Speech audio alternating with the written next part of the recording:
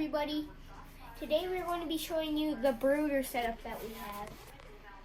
My mom's going to be explaining the setup, and I'm going to be explaining how it works. So this is a double dog crate. We have board on the bottom. There's a slide out tray.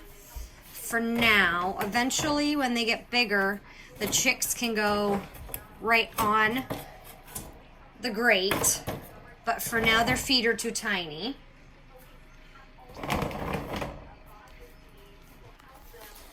This top goes down. The ducks and the chicks are going to need to be kept separate for now. We've got a water bowl. The chicken food will go in here because they will very happily peck it out of something like this, but a duck beak is a little bit bigger.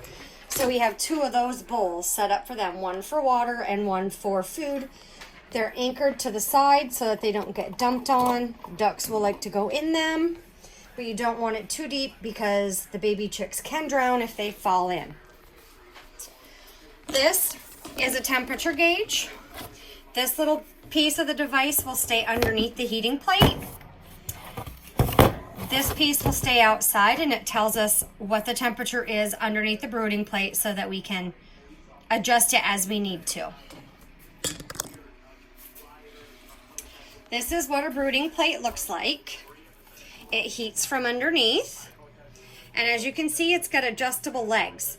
So the lower you set it, the higher temperature it will be for the chickens or the ducks, and then the higher you set it away from them, it lessens the heat because it gives more ventilation. Zeke is going to explain what temperatures need to happen for both ducks and chicks.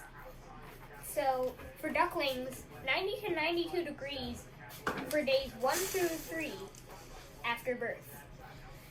They need 85 to 90 degrees from day 4 through 7. It drops 5 degrees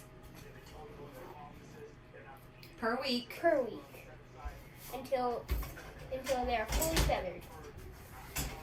For chickens, 95 degrees week 1. Drop 5 degrees per week until they reach 55. 55. So this is what it will look like with the heater set up. Normally we would be setting them up in a like a storage bin with full sides, but we want you guys to be able to look underneath the brooding plate and see what's happening with them. When they're in a crate, it's really hard to get down underneath there. Keep your fingers crossed for duckies and chickies soon.